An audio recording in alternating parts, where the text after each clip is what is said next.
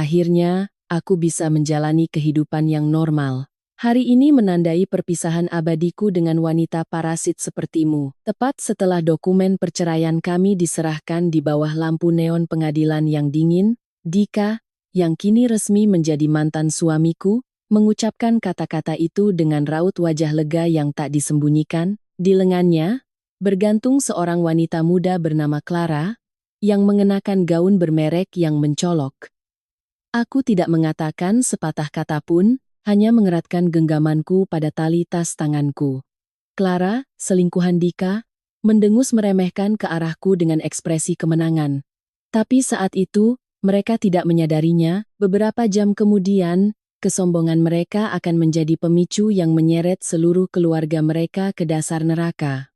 5 tahun hidupku bersama Dika adalah rentetan pengorbanan dan kesabaran. Awalnya, dia pria yang lembut. Namun, dia berubah total setelah kakak perempuannya, Ranti, pindah ke dekat rumah kami. Ranti dikenal di lingkungan sekitar sebagai orang yang gila hormat, haus akan status, dan sangat angkuh. Dipindah tugaskan ke sebuah perusahaan teknologi yang sedang naik daun di kawasan bisnis Darmo, Surabaya, adalah satu-satunya hal yang bisa ia banggakan. Istri pengangguran itu sampah masyarakat.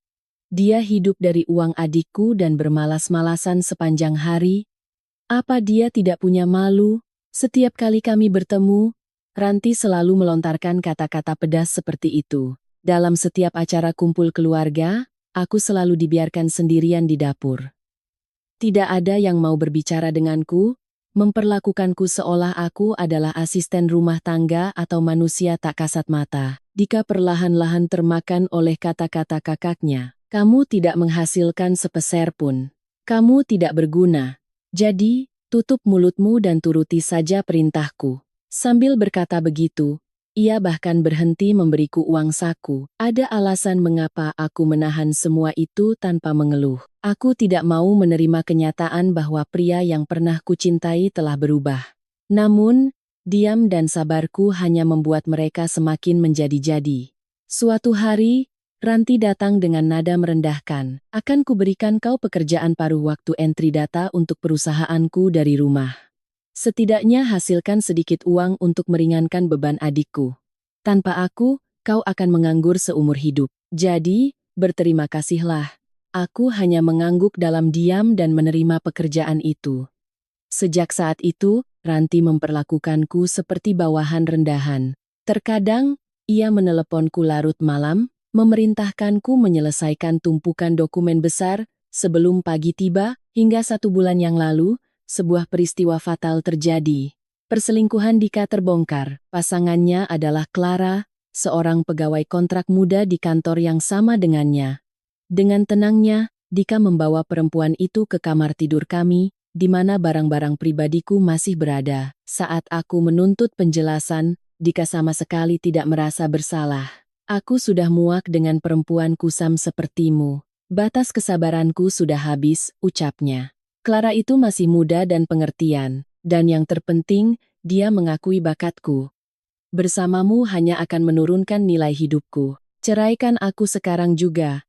Tanpa tuntutan tunjangan apapun dan tanpa pembagian harta gono gini. Pandanganku seketika menjadi gelap. Inikah hasil dari perjuanganku mati-matian mengabdi pada keluarga ini selama 5 tahun? Hidupku disangkal sepenuhnya. Martabatku diinjak-injak tanpa sisa. Rasa putus asa itu terasa seperti harga diriku sebagai manusia ditendang ke dalam lumpur. Meskipun begitu, aku tidak menangis atau menjerit, aku menandatangani surat cerai itu dalam diam. Mengapa? Karena di tanganku, sebuah persiapan telah selesai dengan sempurna. Di tempat parkir pengadilan, Dika dan Clara yang baru saja selesai mengurus dokumen masuk ke dalam mobil baru yang mengilap, tepat di depan mataku. Mobil itu adalah mobil yang kubeli dengan dalih bantuan dana dari orang tuaku, namun, Dika benar-benar mengira bahwa itu adalah miliknya. Hasil dari penghasilan dan pesonanya sendiri. Selamat tinggal, hiduplah merana sendirian. Dika mengeluarkan kepalanya dari jendela, menertawakanku. Clara juga menatapku dari kursi penumpang, melambaikan tangan dengan wajah layaknya seorang pemenang. Meninggalkan tawa melengking dan suara knalpot, mobil itu melaju pergi. Setelah menatap kepergian mereka, aku dengan tenang memanggil taksi. Tujuanku adalah sebuah gedung pencakar langit megah di salah satu kawasan paling elit di Surabaya. Melewati lobi utama, aku masuk melalui gerbang keamanan dengan pemindai wajah, lalu naik lift khusus menuju lantai atas. Berjalan menyusuri lorong yang sunyi, aku mendorong pintu kaca yang besar. Ini adalah lantai kantor tempat Ranti, kakak iparku, bekerja dan selalu ia banggakan. Dari tengah ruangan, suara Ranti yang menggelegar terdengar jelas. Makanya, ya, kalau tidak ada aku, perusahaan ini tidak akan jalan walau sehari saja. Direktur utamanya saja entah ada di mana, dan melakukan apa, semua urusan operasional aku yang pegang. Ia sedang menahan seorang karyawan muda yang tampak canggung, membanggakan dirinya seperti biasa. Padahal jam kerja sudah lama dimulai, namun di mejanya malah berserakan majalah dan kopi yang baru diminum setengah. Saat aku berjalan mendekat perlahan, Ranti menatapku dengan wajah curiga. Begitu dia menyadari itu aku, wajahnya langsung berkerut jijik. "Heh, sedang apa kamu datang ke sini? Tempat ini dilarang untuk orang luar.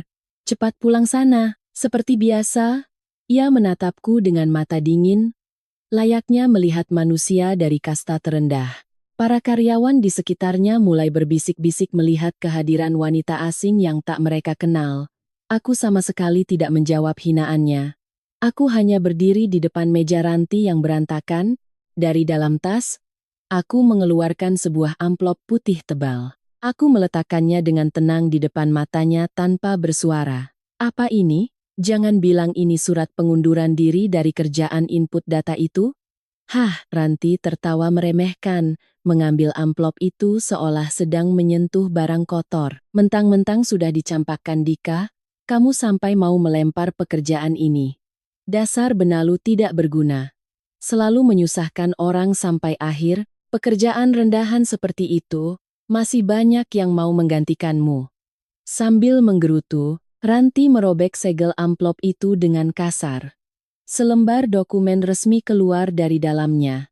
Begitu melihatnya, aku bisa melihat darah seolah tersedot habis dari wajah Ranti. Bibirnya yang berlipstik merah menyala, yang tadinya tersenyum sinis mulai bergetar hebat. Dokumen itu dicetak dengan huruf tebal dan tegas. Surat pemutusan hubungan kerja tidak hormat. Ranti berkali-kali menatap dokumen itu dan wajahku secara bergantian, seakan tak percaya. "Apa-apaan ini? Lelucon macam apa ini? Apa gunanya perempuan rendahan sepertimu membuat kertas sampah seperti ini?"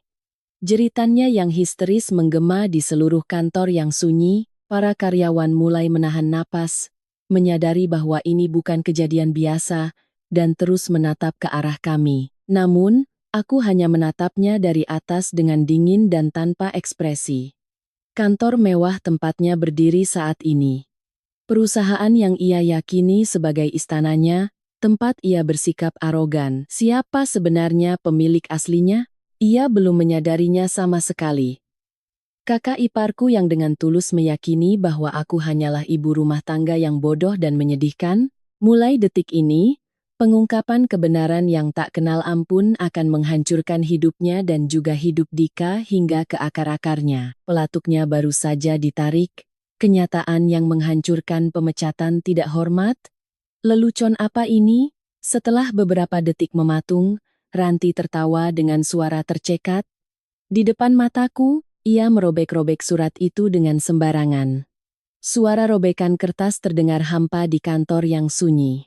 Serpihannya berserakan di lantai, seolah-olah mengejek keberadaanku sendiri. "Kamu akhirnya gila, ya?" Saking syoknya diceraikan, kamu mulai berhalusinasi jadi direktur utama. Kasihan sekali. "Tolong, siapa saja panggil satpam sekarang." Ranti berteriak memerintah karyawan muda di sekitarnya dengan jengkel. Namun, tak ada satu pun dari mereka yang bergerak. Sebaliknya, mereka semua menundukkan kepala dengan wajah canggung. Beberapa di antara mereka bahkan membungkuk hormat padaku. Melihat pemandangan ganjil itu, kepanikan yang nyata akhirnya muncul di wajah Ranti. "Hei, kalian kenapa? Kalian tidak dengar perintahku?" Di tengah suaranya yang melengking sia-sia, terdengar langkah kaki berat dari ujung ruangan. Itu Pak Budi, Direktur HRD. Dia tidak melirik Ranti sama sekali, melainkan berdiri tepat di depanku dan membungkuk dalam. Selamat pagi, Ibu Direktur. Semua dokumen yang Ibu perintahkan sudah kami siapkan. Satu kalimat dari Pak Budi itu membuat udara di kantor benar-benar membeku. Mulut Ranti ternganga lebar, tampak bodoh. Di Direktur, Pak Budi, Anda bicara apa? Perempuan ini cuma pengangguran yang jadi benalu dari gaji adikku. Pak Budi menatap Ranti dengan dingin, lalu membuka map yang dipegangnya. Ia meletakkan selembar dokumen resmi di atas meja Ranti, dengan suara tamparan pelan. Silakan lihat baik-baik, ini adalah profil perusahaan kita dari Kementerian Hukum dan HAM. Didorong oleh kata-kata Pak Budi, Ranti mengambil dokumen itu dengan tangan gemetar, dokumen negara mutlak yang tidak bisa dipalsukan, lengkap dengan stempel kementerian. Di kolom Direktur Utama, namaku, Rania, tercetak dengan sangat jelas dan sah. Mata Ranti terbelalak, bola matanya bergerak liar ke kiri dan ke kanan. Bohong, kan? Bukannya kamu cuma mengerjakan kerjaan paruh waktu rendahan yang aku berikan padamu? Aku menjawab dengan tenang namun tegas, kerjaan input data itu hanyalah kedok untuk audit kecurangan internal perusahaan. Dengan dalih bekerja dari rumah, aku memverifikasi semua laporan keuangan proyek perusahaan dan tentu saja, semua pembukuan dari departemen di mana kamu menjadi penanggung jawabnya. Mendengar kata-kata itu, seluruh rona darah di wajah Ranti menghilang. Hanya lipstik merahnya yang tampak kontras. Sementara tangannya gemetar hebat memegang dokumen perusahaan tersebut. Aku mendirikan perusahaan ini jauh sebelum menikah dengan Dika. Karena dia bilang harga dirinya akan terluka jika istrinya berpenghasilan lebih besar, aku memilih mundur dari garis depan dan fokus mengelola perusahaan dari rumah. Direktur utama yang selalu kamu remehkan itu adalah aku. Aku mengeluarkan sebuah map tebal berwarna hitam dari dalam tasku, menaruhnya di atas meja, memperlihatkan label merah bertuliskan laporan audit internal, buktinya bukan hanya satu. Aku sama sekali tidak berniat melepaskannya. Nah, mari kita bicarakan alasan pemecatan tidak hormatmu. Selama 1 tahun terakhir, ada pengeluaran tidak wajar yang dicatat dari departemenmu. Total 750 juta telah ditransfer ke rekening misterius dengan dalih biaya outsourcing fiktif. Apakah kamu mengenali tujuan transfer ini? Aku membuka halaman tertentu dari laporan itu, menyodorkan salinan rekening bank. Itu adalah mutasi dari rekening rahasia yang dibuat menggunakan nama gadis Ranti. Dihadapkan pada bukti tak terbantahkan, lutut Ranti akhirnya melemas. Bukan, uang itu tidak kupakai untuk kepentinganku sendiri. Dika bilang dia butuh modal usaha. Kata-kata tak terduga keluar dari mulut Ranti. Fakta bahwa ia menggelapkan uang perusahaan memang benar, tetapi uang itu ternyata mengalir ke Dika. Modal usaha. Dika seharusnya hanya seorang karyawan biasa. Pertanyaan baru yang kuat muncul di kepalaku. Untuk apa Dika menggunakan uang sebesar 750 juta itu? Kalau hanya untuk bersenang-senang dengan selingkuhannya? Clara, jumlahnya terlalu besar. Apakah pria itu masih menyembunyikan rahasia besar lain yang tidak ku ketahui? Apa maksudmu? Usaha apa yang dimiliki Dika? Tanyaku pelan. Tepat pada saat itu, ponsel Ranti yang tergeletak di atas meja mulai berdering nyaring. Nama yang tertera di layar adalah Dika, mantan suamiku yang baru saja menertawakanku dan pergi dengan mobil baru beberapa jam lalu. Ranti menatapku dengan mata memohon, lalu menekan tombol terima dengan jari gemetar. Ia menyalakan pengeras suara, dan suara panik Dika menggema di kantor. Kak, apa-apaan ini? Semua kartu kreditku diblokir, terus semua uang tabungan di rekeningku ludes, hilang tanpa sisa. Aku bahkan tidak bisa bayar sewa apartemen baru untuk Clara. Sebenarnya apa yang terjadi? Mendengar suaranya yang penuh keputusasaan, aku tersenyum dingin.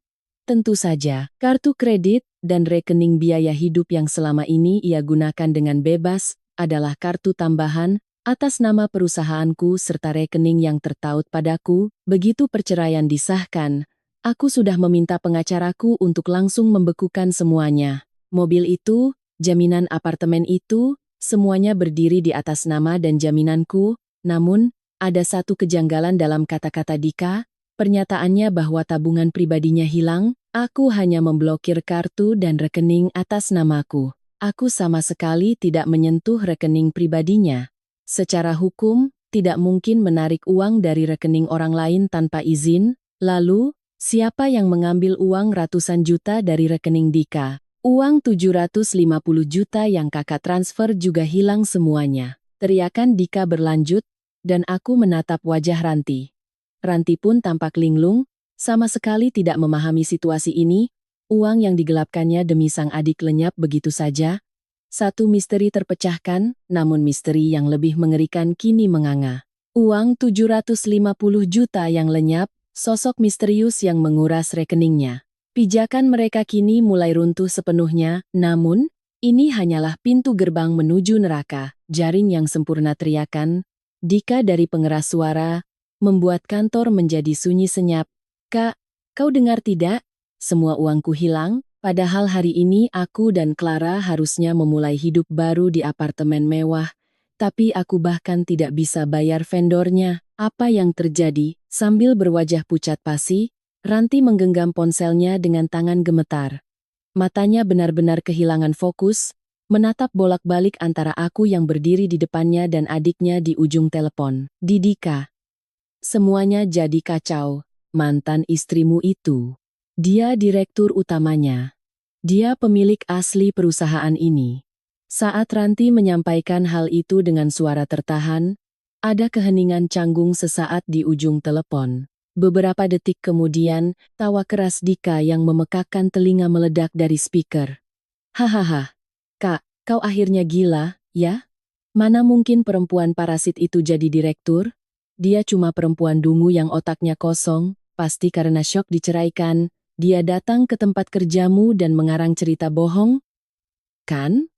Hei, kalau kau ada di sana, bicaralah, perempuan rendahan.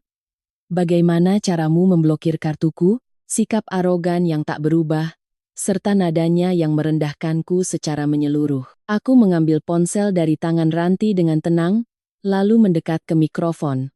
Tentu saja kartumu diblokir. Itu karena semuanya adalah kartu tambahan atas nama perusahaanku. Rekening biaya hidupmu itu cuma menumpang di rekeningku. Saat akta cerai kita disahkan, pengacaraku sudah mengatur agar semuanya dibekukan. Suaraku yang dingin dan tenang membuat Dika semakin naik pitam. Jangan bohong, itu kartu yang kudapat pakai nama dan kredibilitasku sendiri. Orang tidak berguna sepertimu tidak punya wewenang itu. Lagi pula, mobil baru yang kugunakan ini kubeli pakai uangku sendiri. Kebohongan kotormu itu akan segera terbongkar. Dia masih benar-benar percaya bahwa dia yang mengendalikan semuanya. Aku menghela napas kecil, memutuskan untuk memaksanya melihat kenyataan. Kalau kau sampai berkata begitu, coba buka dashboard di kursi penumpang sekarang juga, ambil BPKB atau STNK di dalamnya, dan bacakan kolom nama pemiliknya. Di ujung telepon terdengar suara decakan lidah dan suara kasar laci dashboard yang dibuka. Cih, akan kutunjukkan padamu. Kolom pemiliknya ini tertulis namaku, terdengar suara kertas bergesek, lalu kata-kata Dika terhenti tiba-tiba. Hah, suara konyol lolos dari bibirnya. Kenapa? Bacakan dengan jelas, desakku. Dengan suara gemetar, Dika mulai membaca kata demi kata. Pemilik. Pertama, PT Bintang Sejahtera. Direktur utama, Ranya. Ya, mobil itu dibeli sebagai kendaraan operasional perusahaan atas nama badan hukum perusahaanku. Aku hanya meminjamkannya padanya, bukan milik pribadinya. Dengan kata lain, kau sekarang sedang berkendara memakai mobil operasional perusahaan lain tanpa izin, ucapku. Apa-apaan ini? Apa maksudnya ini? Jeritan panik. Dika menggema. Bohong. Aku ini pebisnis kelas atas. Tidak mungkin aku dipelihara oleh sampah sepertimu. Ia terus berteriak ke arah yang salah. berusaha mati-matian melindungi harga dirinya. Namun, di hadapan kebenaran mutlak berupa dokumen, kata-katanya terlalu lemah. Terimalah kenyataan, selama ini kau hanya menari di atas telapak tanganku. Dan kamu juga, Kak Ranti. Aku menatap Ranti dengan dingin sambil mengetuk-ngetukkan jariku di atas laporan audit internal. Uang 750 juta yang Kak Ranti gelapkan dari perusahaan dan ditransfer ke rekeningmu, buktinya sudah terkumpul. Kami sudah siap membuat laporan polisi atas tuduhan penggelapan dalam jabatan. Mendengar kata-kata itu, Ranti menjerit pelan dan jatuh terduduk di lantai. Di seberang telepon, Dika terengah-engah, nyaris putus asa. Namun, ia belum menyerah. Brengsek. Berarti kau yang menghilangkan uang di rekeningku, kan? Uang 750 juta dari kakakku dan tabungan pribadiku, semuanya kau tarik tanpa izin, kan? Aku akan menuntutmu atas pencurian. Kembalikan uangku sekarang. Aku menjawabnya dengan dingin, secara hukum, tidak mungkin aku menarik uang dari rekening orang lain tanpa izin, yang kublokir hanya yang atas namaku. Aku sama sekali tidak menyentuh rekening pribadimu, aku sama sekali tidak tahu soal hilangnya uang 750 juta itu. Pembohong, siapa lagi kalau bukan kau? Cobalah pakai sedikit otakmu untuk berpikir, kataku, mengasihani ketidakmampuannya, kartu ATM dan PIN rekening pribadimu, siapa orang terdekatmu yang bisa dengan bebas mengambilnya? Siapa yang saat ini duduk di kursi penumpang di sebelahmu? Terdengar suara tarikan napas terkejut di seberang telepon. Aku bisa menebak tatapan Dika kini tertuju pada Clara. Clara, suara Dika terdengar kebingungan. Clara, yang sedari tadi diam, tiba-tiba menjerit dengan suara melengking. Apa maksudmu? Jangan mencurigaiku. Aku tidak tahu apa-apa. Aku bahkan tidak pernah melihat buku tabunganmu.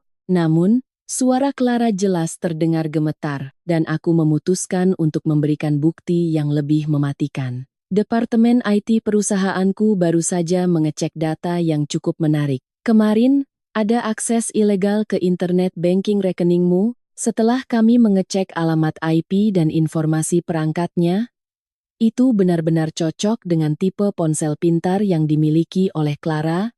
Suara erangan yang bercampur keputusasaan dan kebingungan lolos dari mulut Dika. Clara, kau diam-diam mengecek ponselku dan mentransfer uangnya? Bukan itu. Enggak gitu. Suara terbata-bata Clara di kursi penumpang terdengar jelas. Apakah dia mencoba memerasmu sebanyak mungkin sebagai ganti tunjangan? Tapi sayang sekali. Ya. Uang 750 juta itu kalau dilacak asalnya adalah uang yang digelapkan dari perusahaanku. Artinya, Clara, kau baru saja mencuri uang yang berstatus sebagai barang curian. Di ujung telepon, suara tangis jeritan Clara dan amarah Dika mulai bertabrakan. Mimpi indah tentang hidup baru yang sempurna berubah menjadi perebutan uang yang menjijikkan hanya dalam hitungan jam. Aku hanya mendengarkan situasi neraka itu tanpa ekspresi, namun, saat itu aku melewatkan satu fakta penting. Alasan mengapa Clara bisa dengan mudah dan berani memindahkan uang besar senilai 750 juta. Bahwa dia bukanlah sekadar selingkuhan muda yang bodoh, melainkan memiliki wajah lain yang jauh lebih mengerikan. Dan di saat mereka terpojok, mereka akhirnya memamerkan taringnya. Konflik ini akan segera memasuki babak baru. Serangan balik yang putus asa, perdebatan menjijikkan yang bergema melalui speaker tiba-tiba berhenti. Di ujung telepon terdengar Clara membisikkan sesuatu kepada Dika. Sesaat kemudian, tawa Dika yang rendah dan licik menggema di kantor yang sunyi itu. Hahaha. Ah, sial. Aku hampir tertipu oleh gertakan murahanmu, kepanikan yang tadi melandanya seolah-olah bohong belaka. Kini suaranya memancarkan rasa percaya diri yang menyeramkan. Ranti yang tadi jatuh terduduk di lantai mengangkat kepalanya. Tenang saja, Kak. Perempuan ini sebentar lagi bakal balik jadi gelandangan miskin. Jadi, kakak tidak perlu takut pada ancaman perempuan rendahan ini. Layaknya aba-aba, pedang kata-kata kejam mereka kini terarah padaku. Hei, Kau sok hebat mengaku sebagai direktur utama, tapi jangan salah paham ya. Ingat, kau itu cuma manusia rendahan. Orang tuamu mati karena kecelakaan, meninggalkan pabrik yang bangkrut dan utang menumpuk. Kau tidak punya kerabat, tidak punya uang, tidak punya pendidikan. Siapa yang berbaik hati memungutmu saat itu, kalau bukan karena keluargaku yang menjadikanmu menantu? Kau pasti sudah melacur di pinggir jalan sekarang. Kata-kata Dika bermula dari penghinaan terhadap mendiang orang tuaku, menginjak-injak harga diriku hingga ke akar. Dulu di awal pernikahan, dia tersenyum lembut sambil berkata, "Aku akan membahagiakanmu demi menggantikan kedua orang tuamu." Kini, sosok itu sudah tiada. Yang ada hanyalah monster buruk rupa yang digerogoti oleh kesombongan dan keinginan menyelamatkan diri sendiri. Ranti pun ikut berdiri, menepuk debu dari roknya sambil menyeringai sinis. Benar juga, aku ingat sekarang. Pemakaman orang tuamu itu benar-benar sangat menyedihkan. Kerabat-kerabat kami juga terus bilang betapa kasihannya, Dika karena menikahi anak orang miskin. Waktu malam tahun baru saat kami makan malam hidangan mewah, kamu cuma sendirian mengepel lantai garasi yang dingin, kan? Kamu itu paling pantas jadi pembantu di keluarga kami seumur hidup. Anggap saja itu balas budi dari orang miskin. Para karyawan muda di sekitarku memalingkan wajah mereka, tak tahan mendengar kekejaman verbal tersebut. Bahkan Pak Budi pun mengerutkan alisnya dalam-dalam menahan amarah. Namun, serangan mereka belum selesai. Kini giliran suara manja Clara yang terdengar dari telepon. "Ibu mertua sangat senang padaku, loh, karena aku sedang mengandung anak Mas Dika." Katanya bayi laki-laki, 5 tahun menikah tapi tidak bisa bikin satu anak pun. Dasar barang cacat yang fungsi kewanitaannya sudah rusak. Jangan kegirangan. Ibu mertua juga bilang, akhirnya ada perempuan normal yang masuk ke keluarga kita. Kata-kata itu dengan kejam mengorek luka lama di dasar hatiku. Betapa dingin perlakuan yang kuterima dari mertuaku hanya karena aku belum bisa memberikan anak. Setiap bulan dikirimi obat subur dan wejangan, selalu disindir soal meneruskan garis keturunan. Aku berjuang menahan sakitnya perawatan kesuburan demi mengabdi pada keluarga itu, mendengarnya diucapkan dengan nada ceria dari mulut seorang selingkuhan. "Aku akui, kau memang diam-diam membuat perusahaan di belakangku." Dika memberikan pukulan pamungkasnya dengan nada kemenangan. "Tapi perusahaan itu sudah bukan milikmu lagi." Saat alisku sedikit berkerut, nada suara Dika semakin meninggi. "3 bulan lalu, ada dokumen yang kuberikan padamu dengan alasan mengganti penerima asuransi jiwa, kan? Ingat kau tanda tangan di atas meterai di situ? Sebenarnya, itu adalah surat kuasa dan akta pemindahan hak atas saham perusahaanmu. Aku meminta tolong temanku yang notaris, dan kemarin proses pemindahan seluruh sahammu kepadaku sudah selesai diproses." Ranti memekik, lalu wajahnya berubah girang. "Benarkah? Berarti pemilik asli perusahaan ini sekarang adalah Dika?" "Tepat sekali. Jadi, perempuan ini tidak punya hak untuk memecat kakak, akulah direktur utama perusahaan ini." Perempuan rendahan. "Keluar kau dari kantorku sekarang juga. Kalau tidak, aku panggil polisi atas tuduhan masuk tanpa izin." Clara pun ikut menyusul dengan tawa. "Ngomong-ngomong, uang 750 juta. Yang kupindahkan dari rekening itu sudah kumasukkan ke dompet aset kripto di luar negeri. Polisi Indonesia tidak akan pernah bisa melacaknya." Menangis darah saja sana, aku menarik uang dari rekening Mas Dika, karena aku ditunjuk untuk mengelola dana bisnis barunya. Bukan sepertimu yang mantan tak berguna, aku yang berbakat ini akan mendukungnya sebagai nyonya direktur utama. Mereka sangat yakin telah menang, merampas perusahaanku, menghancurkan martabatku, dan melarikan uangnya ke luar negeri. Mereka kebal, sedangkan aku hanyalah pecundang menyedihkan yang akan luntang-lantung di jalan. Ranti melangkah mendekat, menyilangkan lengan di dada dan menatapku meremehkan. "Kau dengar itu? Kau sudah bukan siapa-siapa di perusahaan ini." Sok-sokan datang bertingkah seperti direktur, ternyata semuanya sudah dirampas adikku. "Benar-benar lelucon. Kemasi barangmu dan pergi sana. sebelum kau membuat dirimu makin malu. Aku menundukkan kepala dalam diam, menatap lantai tanpa bergerak. Melihatku, mereka mungkin berpikir bahwa mentalku sudah hancur lebur. Seorang wanita malang yang orang tuanya dihina, harga dirinya sebagai wanita disangkal, dan perusahaannya dirampas. Namun, aku menunduk bukan karena putus asa. Aku sedang mati-matian menahan tawa yang tak tertahankan. Dika bilang 3 bulan yang lalu saat dia memanipulasi tanda tanganku dan membuat dokumen palsu pengalihan saham, dan Clara baru saja mengaku melarikan uang penggelapan ke rekening kripto luar negeri. Mereka sama sekali tidak sadar betapa mengerikannya pengakuan tindak pidana berat yang baru saja mereka lontarkan di hadapan begitu banyak saksi mata. Dan mengenai akta saham yang mereka yakini dengan sangat percaya diri itu justru adalah bukti bahwa mereka telah masuk ke dalam perangkap terbesar yang kusiapkan. Perlahan, aku mengangkat kepalaku. Aku baru saja hendak membuka sebuah map hitam lain yang ada di tanganku. Tepat saat itu, pintu kaca kantor yang tebal didorong terbuka dengan kasar.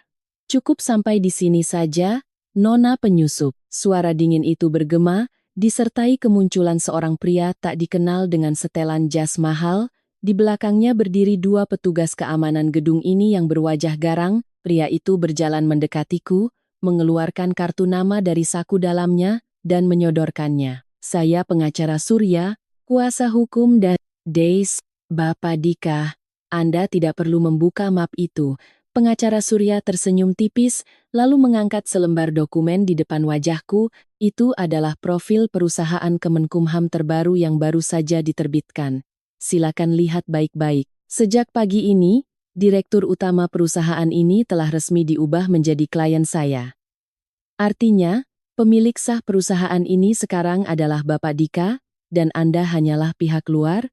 Kalau Anda masih bersikeras memakai gelar mantan direktur, kami terpaksa memanggil polisi." Aku menahan napas melihat profil perusahaan itu. Memang benar. Di kolom direktur utama, nama Dika tercetak dengan tinta yang masih baru, tanda tangan bermeterai dan dokumen palsu yang dia curi 3 bulan lalu. Tak kusangka prosesnya bisa disahkan secepat ini. Aku merasakan keringat dingin mengalir di punggungku. "Hahaha, lihat itu, kamu benar-benar jadi pengangguran sekarang." Ranti tertawa terbahak-bahak hingga suaranya bergema di seluruh kantor. Dari ponsel yang masih dalam mode speaker, terdengar sorakan kemenangan Dika. "Kerja bagus pengacara Surya. Sekarang seret perempuan rendahan itu keluar, tidak ada tempat bagi perempuan kotor sepertinya di perusahaanku." Aku menatap pengacara Surya dengan tajam. Ini jelas pemalsuan dokumen. Tanda tangan saya dimanipulasi. Proses seperti ini tidak mungkin diakui secara hukum. Namun, pengacara Surya hanya mendengus. "Kalau Anda bilang ini palsu, silakan gugat ke pengadilan. Tapi butuh waktu bertahun-tahun sampai putusannya keluar." Selama masa itu, secara hukum Bapak Dika adalah penguasa mutlak perusahaan ini. Nah, silakan angkat kaki. Kalau Anda masih membuat keributan, kami akan langsung menangkap Anda atas tuduhan mengganggu ketertiban operasional. Petugas keamanan mendekatiku dengan sikap intimidatif. Para karyawan di sekitarku benar-benar ketakutan. Tak ada yang berani bersuara. Pak Budi dari HRD maju hendak mengatakan sesuatu, tetapi aku menahannya dengan tanganku. Saat itulah ponselku bergetar kecil. Di layar tertera nama manajer bank utama perusahaan. Memiliki firasat buruk, aku mengangkatnya dan seperti dugaanku, berita terburuk pun datang. "Ibu Direktur, gawat, baru saja ada perwakilan yang mengatasnamakan Bapak Dika menghubungi kami. Karena ada perselisihan mengenai hak kepemimpinan perusahaan, kami telah membekukan sementara seluruh rekening perusahaan. Kami mohon maaf, tapi penarikan dana tidak bisa dilakukan sampai ada putusan hukum." Suara dari telepon itu bocor ke seluruh kantor yang sunyi. Wajah Pak Budi memucat. "Ibu Direktur, besok adalah hari gajian karyawan. Kalau rekening dibekukan, nasib hidup mereka." Aku menggigit bibir kuat-kuat. Dika dan pengacara Surya menyandera kelangsungan hidup perusahaan. Kalau aku memaksa melawan di sini, perusahaan akan jatuh ke dalam kepanikan. Pembayaran ke vendor akan terhambat dan karyawan tak bersalah akan terlunta-lunta. Rasa tanggung jawabku sebagai direktur telah memaksaku masuk ke dalam situasi di mana aku tidak bisa bergerak. Bagaimana? Sudah sadar betapa tidak berdayanya dirimu? Suara jahat Dika berbisik dari telepon. Aku tahu seberapa besar kau mencintai perusahaan ini. Kalau kau mau melindungi karyawanmu, diam saja, selipkan ekormu dan pergilah. Ya, meskipun kau lari, sudah tidak ada tempat lagi untukmu di dunia ini. Tawa melengking Clara ikut menyahut. Fufu, tante kasihan. Tidak ada tunjangan, tidak ada perusahaan. Mulai malam ini, tante cuma bisa tidur di bangku taman yang dinginnya. Aku diam-diam memasukkan ponsel ke dalam sakuku, lalu, aku menyimpan kembali map hitam itu ke dasar tasku. Jika aku membalas mereka dengan emosi di sini, aku hanya akan membahayakan para karyawan. Untuk saat ini, aku harus bermain sesuai skenario mereka. Baiklah, saya permisi. Saat aku berkata begitu, Ranti menyilangkan lengannya dan menatapku dengan angkuh layaknya pemenang. Sudah sepantasnya, jangan pernah injakkan kaki lagi di sini. Baguslah, dewa kemiskinan sepertimu pergi. Perusahaan ini sekarang aman. Aku membungkuk dalam-dalam kepada para karyawan, lalu meninggalkan kantor dalam diam. Dari belakangku, tawa melengking Ranti dan suara dingin pengacara Surya terus terdengar, layaknya tentara yang kalah perang. Aku diusir dari gedung itu. Saat melewati pintu otomatis dan melangkah keluar, angin musim hujan yang dingin langsung menerpa tubuhku tanpa ampun. Karena aku diusir sebelum sempat memakai mantel, dinginnya meresap hingga ke tulang melalui blus tipisku. Langit mendung kelabu dan rintik hujan yang dingin jatuh menetes di pipiku. Aku berdiri di bawah bayangan pohon peneduh jalan, memeluk tubuhku sendiri dengan tangan yang bergetar. Inilah hasil pengabdianku pada Dika selama 5 tahun. Kenangan orang tuaku dinodai, martabatku sebagai wanita diinjak-injak, dan pada akhirnya, perusahaanku pun dirampas. Mereka bersorak kemenangan di ruangan yang hangat, sementara aku terlempar sendirian di tengah dinginnya kota. Semua orang pasti mengira aku telah kalah total, mengira aku hanya bisa menangis putus asa di sini. Namun, api yang menyala di dalam hatiku sama sekali belum padam. Map hitam di dalam tasku memancarkan eksistensinya yang berat. Mereka belum menyadari alasan sebenarnya mengapa aku mundur begitu mudahnya. Rekening dibekukan artinya bukan hanya aku, tapi mereka juga tidak bisa menggunakan uang perusahaan. Dan uang penggelapan 750 juta yang dilarikan Clara ke luar negeri, serta identitas asli dari perusahaan yang mereka yakini telah mereka rebut dariku. Diterpa hujan yang dingin, aku perlahan mengangkat wajahku. Bersenang-senanglah selagi bisa, suaraku bergumam pelan, mengembun putih di tengah udara dingin. Sampai mereka mengetahui wujud asli dari jebakan raksasa yang kusiapkan ini. Dengan jari yang kaku, aku mengeluarkan ponselku dan mulai menghubungi seseorang. Apel beracun. Di sudut jalan yang diterpa hujan, aku menempelkan ponsel ke telinga. Setelah beberapa nada dering, suara tenang seorang pria menjawab. Halo, dengan Adnan. Ia adalah pengacara Adnan, penasihat hukum pribadiku yang juga kuserahi manajemen risiko hukum sejati perusahaanku. Pengacara Surya muncul dan menyodorkan perubahan akta perusahaan ke Kemenkumham. Rekening perusahaan juga telah dibekukan sementara oleh mereka, laporanku dengan datar. Pengacara Adnan mendengus kecil. Surya? Ya, dia itu pengacara kotor yang biasa mengurus penagihan utang rentenir dan penipuan abu-abu. Reputasinya memang buruk di industri ini, tapi kalau mereka sudah benar-benar mengeksekusi perubahan akta itu, berarti, ya, mereka telah melompat sepenuhnya ke dalam jaring yang kita siapkan sejak 3 bulan lalu. Untuk menghindari hujan, aku menyelinap ke sebuah kafe terdekat, memesan kopi panas, dan duduk di kursi yang jauh dari keramaian. Sambil menghangatkan kedua tanganku dengan cangkir, aku dan pengacara Adnan mulai memastikan langkah selanjutnya. Fakta bahwa Dika menipuku untuk mendapatkan tanda tangan dan membuat dokumen palsu pengalihan saham, sebenarnya aku sudah mengetahui rencana itu sejak 3 bulan lalu. Ada jejak Dika mencari surat kuasa milikku, dan riwayat pencarian di komputernya penuh dengan kata-kata vulgar seperti cara mengambil alih perusahaan istri. Karena itulah, aku membiarkan dia membuat dokumen palsu tersebut. Dokumen yang kutandatangani itu bukanlah sekadar perjanjian pengalihan saham biasa, itu adalah apel beracun yang telah disusupi dengan informasi khusus menggunakan huruf berukuran sangat kecil. Mereka pasti sangat kegirangan karena berhasil menguasai PT Bintang Sejahtera.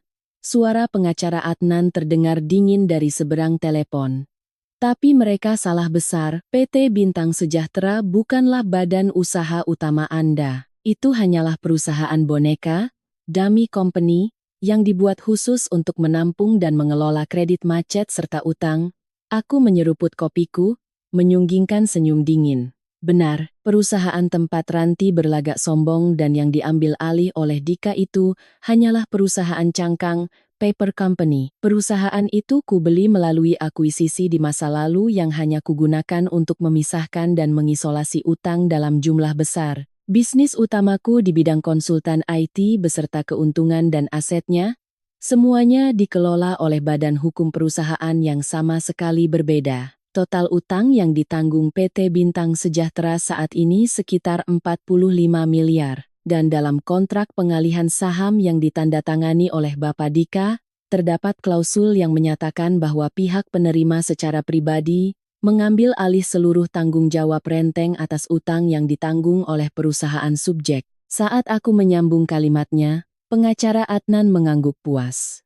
Tepat sekali. Saat Bapak Dika mengambil alih hak sebagai direktur utama, secara otomatis ia memikul utang pribadi sebesar 45 miliar. Walaupun dokumen itu palsu, karena dia sendiri yang secara sadar mendaftarkannya ke Kemenkumham, mustahil baginya untuk lari dari tanggung jawab itu. Ibaratnya, dia dengan senang hati mengalungkan sendiri tali gantungan ke lehernya. Aku menatap kosong pada orang-orang yang berlalu lalang di luar jendela.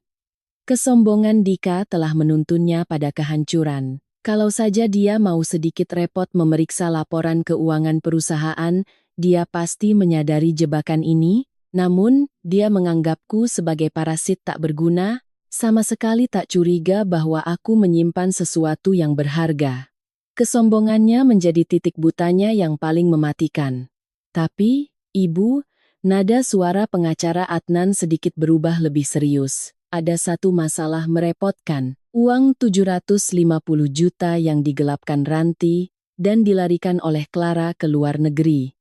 Dana itu tadinya disimpan sementara di rekening Bintang Sejahtera untuk pembayaran utang. Jika sudah diubah menjadi aset kripto di luar negeri, pelacakannya akan sangat sulit. Aku teringat sensasi map hitam yang kusimpan dalam-dalam di tasku.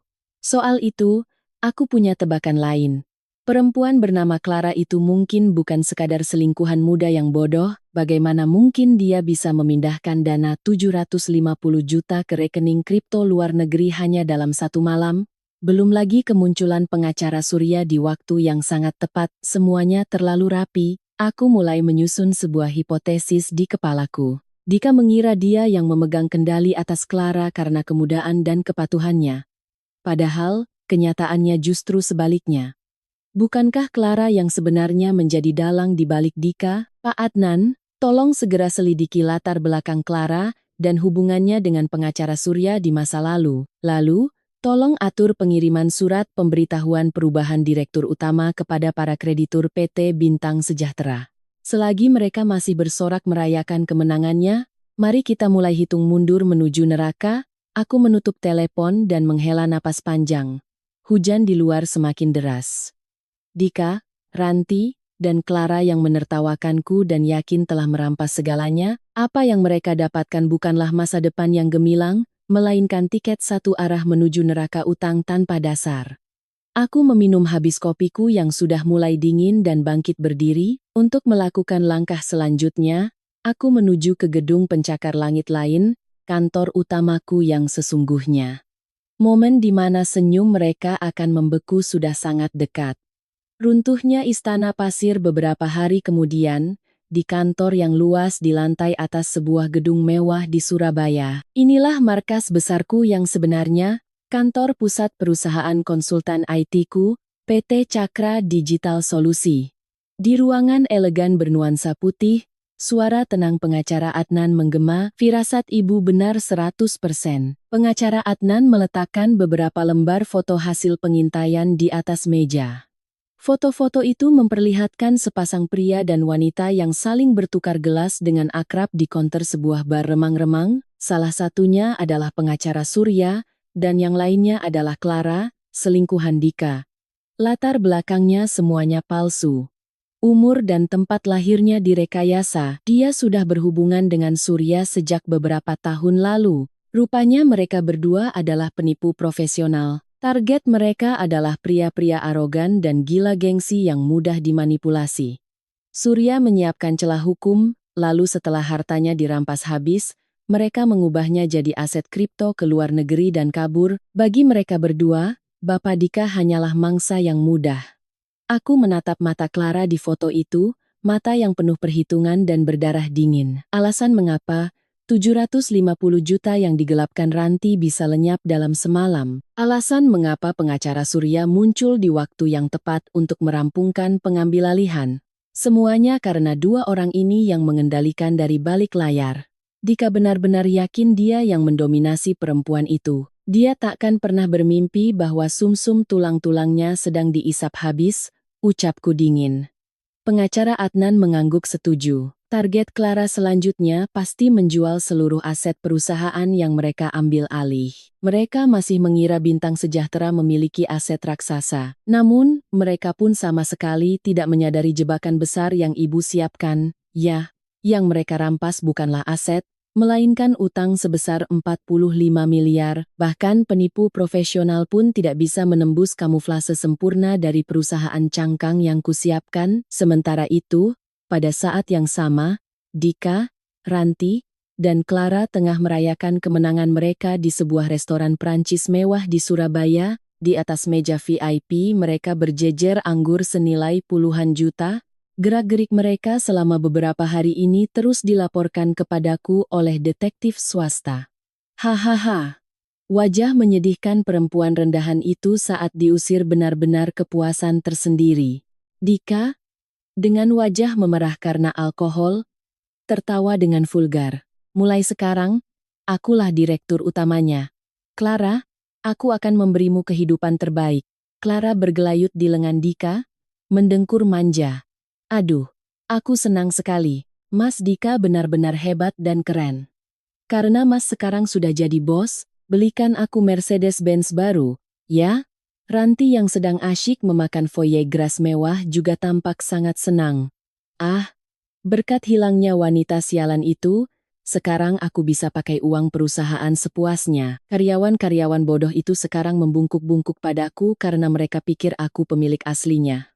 Lagi pula ini perusahaan adikku, tidak ada yang berhak melarangku mau tarik uang berapapun. Nafsu serakah mereka semakin membengkak setelah merasa berhasil menguasai perusahaan. Mereka berhalusinasi seolah memiliki kekayaan tak terbatas dan mulai menghambur-hamburkannya.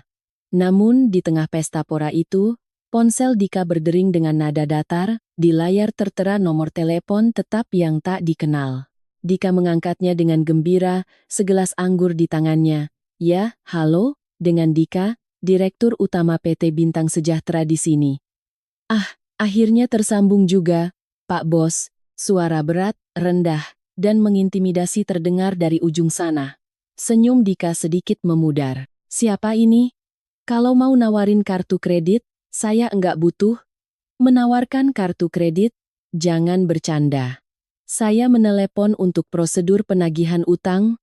Surat pemberitahuan sudah sampai, kan? Kalau Anda sudah resmi menjabat sebagai Direktur Utama yang baru, soal utang 45 miliar dari PT Bintang Sejahtera, karena Anda sudah menjadi penjamin secara tanggung renteng, Anda harus membayar bunga sebesar 1,5 miliar secara tunai paling lambat akhir bulan ini. Mendengar kata-kata itu, Dika terdiam sesaat, namun, sedetik kemudian, ia tertawa terbahak-bahak. Hah? Utang 45 miliar? Tanggung renteng? Lelucon macam apa ini? Ah, aku tahu. Pasti perempuan rendahan itu yang nyuruh kalian neror aku, kan? Percuma mau ngancam aku, akan kulaporkan ke polisi. Tanpa mendengarkan penjelasan lebih lanjut, Dika langsung mematikan telepon secara sepihak. Ada apa, Mas?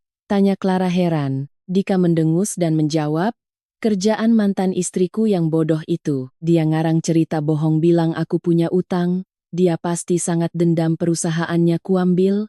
Benar-benar wanita yang menyedihkan. Dika sepenuhnya salah paham. Dia tak sadar bahwa itu adalah peringatan legal dari kreditur asli. Demi melindungi ego dan harga dirinya, ia memalingkan wajah dari kenyataan dan mengabaikan peringatan mematikan itu. Bahkan, ia malah mengambil tindakan yang semakin mencekik lehernya sendiri. Hei, Clara. Sebelum perempuan itu bikin ulah lagi, mending kita cairkan saja semua aset perusahaan jadi uang tunai. Kita minta tolong pengacara Surya untuk jadikan perusahaan sebagai jaminan pinjaman bank.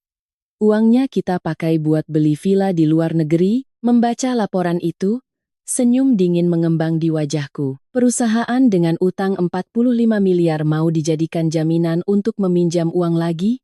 Clara dan Surya pasti akan melompat kegirangan dan memaksa Dika menandatangani surat utang baru. Dika benar-benar sedang membuka lebar-lebar pintu nerakanya dengan tangannya sendiri.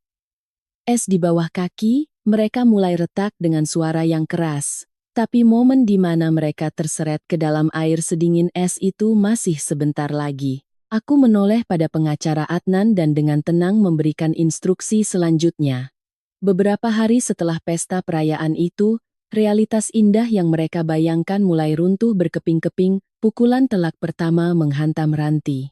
Ia sedang berada di sebuah butik mewah di kawasan elit.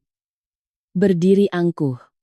Jam tangan seharga 350 juta ini sama tas keluaran terbaru yang di sana, aku ambil semua. Tolong kwitansinya atas nama PT Bintang Sejahtera. Ya, aku ini kakak direktur utama, pengeluaran segini sudah sepantasnya masuk biaya operasional dong. Pramuniaga itu tersenyum kaku sambil menerima kartu kredit hitam, Black Card dari Ranti. Itu adalah kartu kredit tambahan perusahaan yang kuterbitkan. Namun, saat digesek ke mesin EDC, suara error yang tak menyenangkan berbunyi. Wajah Pramuniaga berubah, lalu ia mundur ke belakang dan menelepon seseorang. Beberapa menit kemudian, Pramuniaga itu kembali dan menatap Ranti dengan pandangan sedingin es. Mohon maaf, Ibu. Kartu ini saat ini tidak valid. Tidak valid?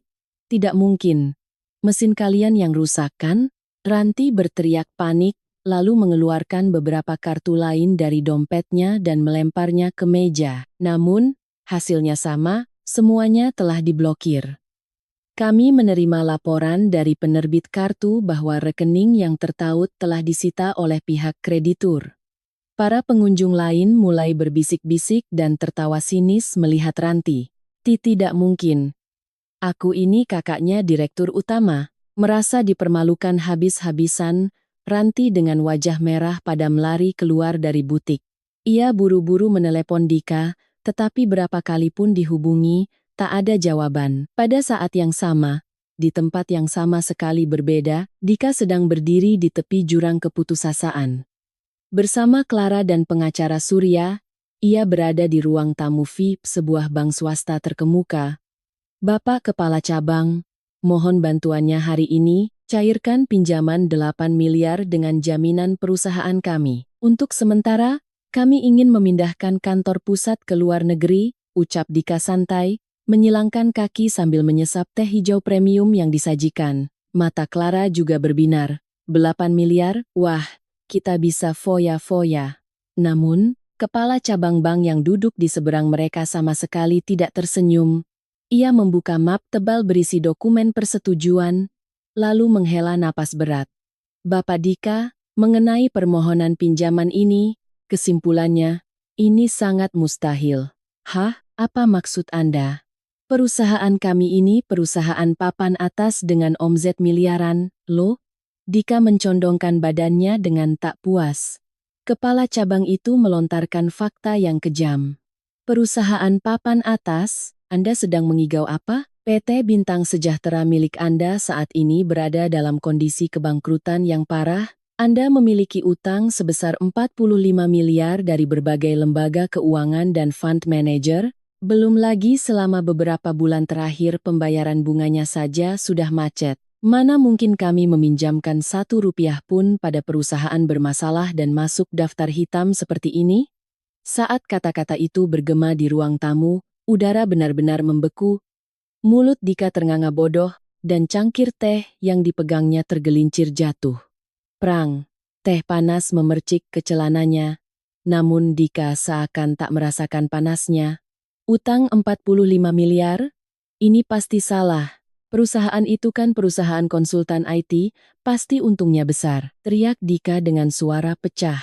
Pengacara Surya di sebelahnya buru-buru menyela. Bapak Kepala Cabang, apa Anda tidak salah memeriksa data? Saya sendiri yang mengecek akta perusahaan dari Kemenkumham. Kepala Cabang menatap Surya dengan tajam. Seorang pengacara kok hanya mengecek salinan akta pendaftaran?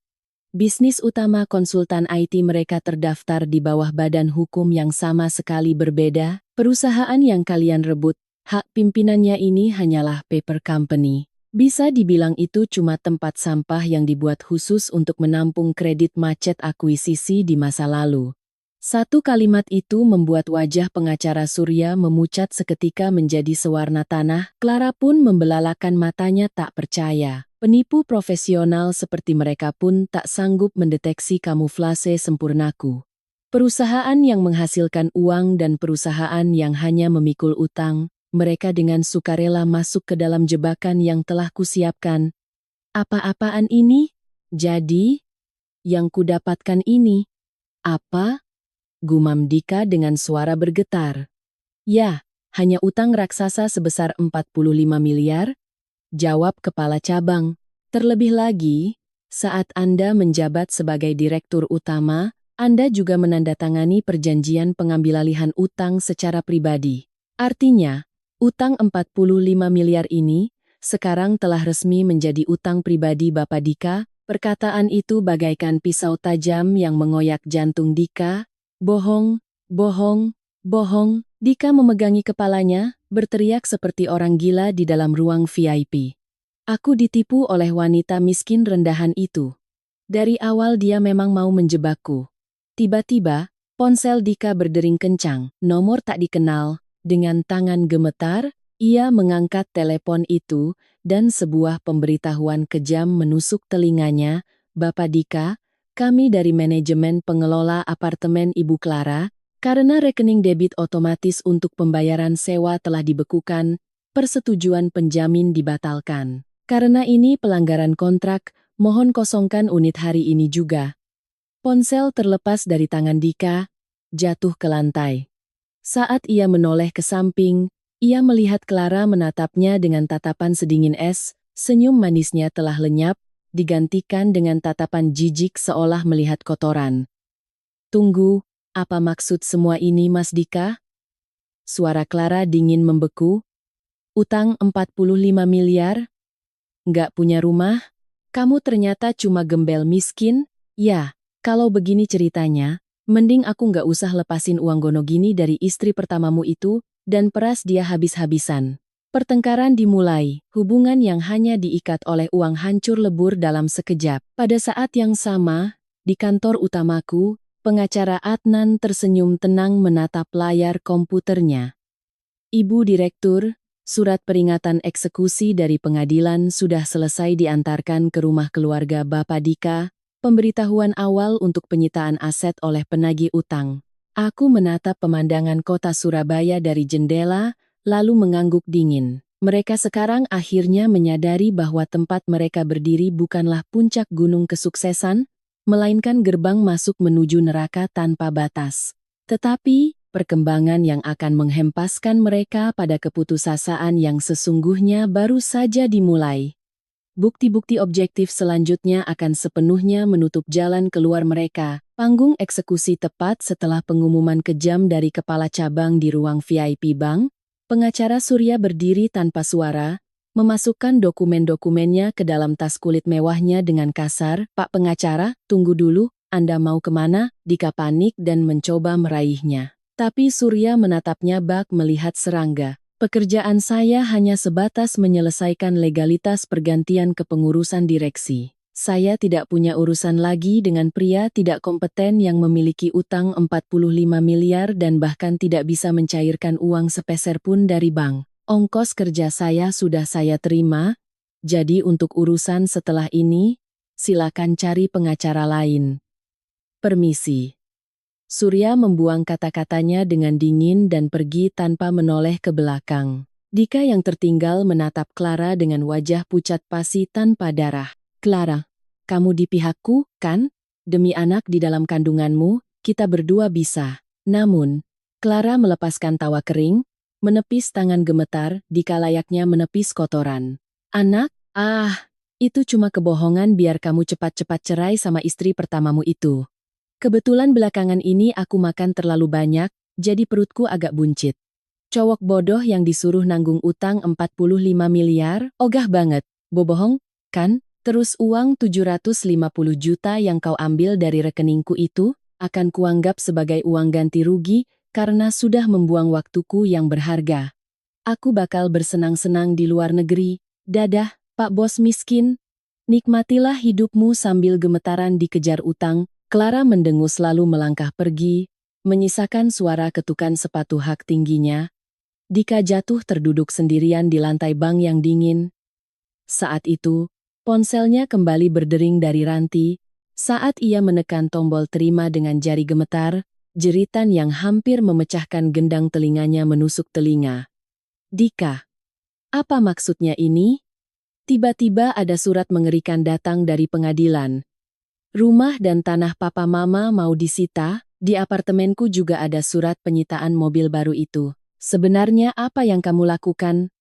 Pandangan Dika menggelap. Saat dia menandatangani dokumen pengambilalihan perusahaan itu, dia sama sekali tidak membaca detailnya.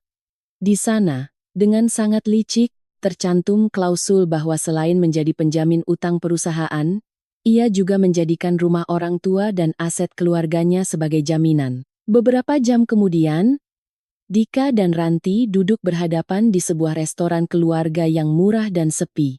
Di luar, hujan deras turun tiada henti. Bayang-bayang mereka yang beberapa hari lalu menghamburkan puluhan juta di restoran Prancis mewah sudah tak tersisa. Namun, di mata mereka, sisa-sisa keserakahan dan dendam yang keras kepala masih menyala terang. "Kita tidak boleh membiarkan ini berakhir begini. Aku tidak akan pernah memaafkan perempuan rendahan itu." Ranti mengerang dengan suara rendah, merobek-robek serbet kertas dengan frustrasi. "Kalau sudah begini, kita viralkan saja keburukan perusahaan perempuan itu di internet. Kalau kita bikin heboh bilang perusahaannya itu penipu, klien-kliennya pasti pada lari." Dika juga mencondongkan badannya dengan senyum yang tampak agak gila. "Benar, aku akan lapor polisi. Bilang kalau aku dipaksa tanda tangan dokumen utang itu. Aku juga akan kasih kesaksian palsu ke media kalau dia mengancamku. Dengan begitu, reputasi perusahaannya bakal hancur lebur, terus dia bakal merengek minta maaf dan ambil balik perusahaannya plus utangnya itu." Mereka mengabaikan kebodohan mereka sendiri, berencana membalikkan keadaan dengan cara yang kotor dan pengecut. Ketika musuh tidak mengakui kesalahannya dan malah melawan dengan gaslighting dan ancaman, itu justru menjadi kepingan terakhir bagiku untuk benar-benar menghentikan napas mereka. Siang hari keesokan harinya, di lobi utama gedung markas besar perusahaan konsultan IT-ku yang sesungguhnya di Surabaya, Dika dan Ranti dengan mata merah merangsek masuk sambil berteriak, "Hei, panggil direktur utamanya. Panggil perempuan penipu yang sudah mengelabui kami." Aku, ditemani pengacara Adnan, turun dari tangga lobi dengan tenang menampakkan diri di hadapan mereka. Sikap tenangku seolah sudah menunggu kedatangan mereka membuat Dika sempat ragu sejenak. Namun, ia segera menata kembali keberaniannya dan menyodorkan ponselnya padaku. Di layar, tombol merah dari aplikasi perekam suara berkedip-kedip. "Hei, aku rekam ini. Ya, cepat akui kalau engkau menipuku dan memaksakan utang itu padaku." Kalau engkau tidak mau ngaku, aku akan membocorkan data klien perusahaanmu ke internet. Kakakku sudah siap pakai password dari departemen lamanya buat nyolong daftar klien. Ranti di sebelahnya menyilangkan tangan. Perusahaanmu ini bisa hancur dalam sekejap cuma dengan satu jentikan jariku. Bentaknya. Aku mendengarkan ancaman murahan dari kakak beradik yang menyedihkan ini dalam diam. Di sekeliling kami, beberapa petugas keamanan telah bersiaga, menutup jalur pelarian mereka. Mereka sama sekali tidak sadar betapa fatalnya kata-kata yang baru saja mereka ucapkan di depan banyak orang, pemerasan dan percobaan pencurian data klien terhadap korporasi. Pengacara Adnan membuka catatannya dengan ekspresi tak habis pikir. Bapak Dika, kontrak yang Anda tanda tangani adalah prosedur legal yang telah diakui oleh Kementerian Hukum dan HAM, melakukan ancaman atas dasar dendam. Rekaman suara Anda barusan justru akan menjadi bukti terbaik yang akan memenjarakan kalian berdua. Berisik, teori hukum pengacara enggak bakal mempan. Dika menginjak lantai dengan wajah merah padam. Kalian sok kuat begini pasti karena kalian juga enggak bisa ambil balik uang 750 juta yang dilarikan Clara, kan? Uang itu sudah jadi aset kripto di luar negeri, polisi Indonesia tidak bakal bisa melacaknya. Kalau kalian terus memojokkan kami, kalian juga bakal kutarik ke neraka. Mereka sangat yakin bahwa larinya uang 750 juta ke luar negeri adalah tameng tak tertembus mereka. Mereka bergantung pada remah-remah kesuksesan kejahatan Clara untuk memandang remeh padaku. Namun, aku hanya menggelengkan kepala dalam diam. Kalian benar-benar tidak mengerti apa-apa? Ya? Aku mengeluarkan selembar dokumen resmi dari dalam tas. Itu adalah surat tanda penerimaan laporan, STPL, resmi yang dikeluarkan oleh Bareskrim Mabes Polri, Direktorat Tindak Pidana Siber. Siapa bilang uang 750 juta yang dilarikan Clara itu tidak bisa dilacak? Gerakan Dika dan Ranti terhenti seketika, seolah membeku. Memang benar uang itu dipindahkan ke rekening kripto luar negeri. Tapi ingat, uang 750 juta itu awalnya adalah uang yang digelapkan Kak Ranti dari perusahaanku. Artinya, itu adalah uang hasil kejahatan resmi. Aku sudah melaporkan kasus penggelapan dalam jabatan dan pada saat yang sama memberikan informasi ke polisi siber atas dugaan tindak pidana pencucian uang, TPPU. Bursa Pertukaran Kripto telah membekukan rekeningnya setelah mendapat permintaan kerja sama internasional dari kepolisian. Aku melontarkan fakta brutal tanpa ampun kepada mereka yang membeku ketakutan, dan Clara. Pagi ini saat dia mencoba kabur ke luar negeri, polisi sudah menangkapnya di terminal keberangkatan Bandara Juanda. Tangan Dika yang memegang ponsel mulai bergetar hebat, pelarian Clara yang menjadi harapan terakhir mereka, ternyata hanyalah kejadian di atas telapak tanganku belaka. Serangan balik picik mereka telah dihancurkan dengan cara yang paling kejam. Tutup kuali neraka kini perlahan terbuka dengan suara yang berat. Ditangkap, teriakan Dika yang tadinya bergema di lobi lenyap seketika. Ponsel yang dipegangnya terlepas, membentur lantai marmer dengan suara kering dan layarnya retak. Ranti di sebelahnya hanya membuka tutup mulutnya seperti ikan mas tanpa bisa mengeluarkan suara. Kalau tidak percaya, lihat saja berita hari ini. Saat aku berkata dingin, pengacara Adnan menggeser layar tabletnya dan menyodorkannya ke hadapan mereka. Di layar, berita daring nasional siang ini terpampang jelas. Wanita sindikat pencucian uang skala besar menggunakan aset kripto ditangkap di bandara. Meski diblur mozaik, sosok Clara yang diborgol dan digiring oleh penyidik terlihat sangat jelas. Dia itu penipu profesional. Dia menggunakanmu sebagai kedok untuk membersihkan uang hasil penggelapan. Pengacara Surya juga berkomplot dengannya, dan sekarang sedang diperiksa polisi. Cintamu padanya itu cuma ilusi konyolmu saja. Dari awal, kau hanyalah mangsa yang akan dihisap habis sampai ke tulang-tulangmu. Kata-kataku menusuk langsung ke otak Dika layaknya kenyataan yang sedingin es, membuang istri yang menemaninya selama 5 tahun. Wanita muda penurut yang diyakininya sebagai harapan hidup barunya, identitas aslinya tak lebih dari seorang kriminal kejam yang mendekatinya hanya untuk menjerumuskannya ke dalam neraka utang 45 miliar, Lutut Dika bergetar hebat, lalu ia roboh bersujud di lantai. Bohong. Tidak mungkin, aku cuma ingin bahagia. Ingin bahagia? Kebahagiaan yang didapat dari menginjak-injak harga diri orang lain tidak pernah ada di dunia ini, kataku sambil menatapnya dari atas. Aku mengeluarkan map hitam dari dalam tasku, map yang kurungkan niat untuk membukanya di hari mereka mengusirku dari kantor waktu itu.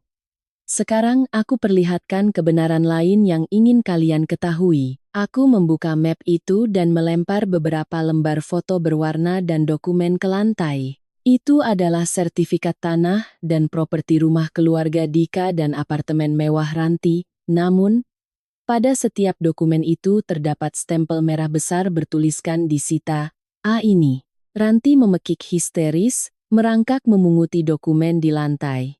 Ini adalah rumah orang tuamu dan apartemen Kak Ranti yang dijadikan jaminan untuk utang tersebut. Saat ini juga, juru sita pengadilan dan penagih utang pasti sedang menyita tempat itu. Rumah mewah tempat mereka merendahkan orang tuaku sebagai orang miskin.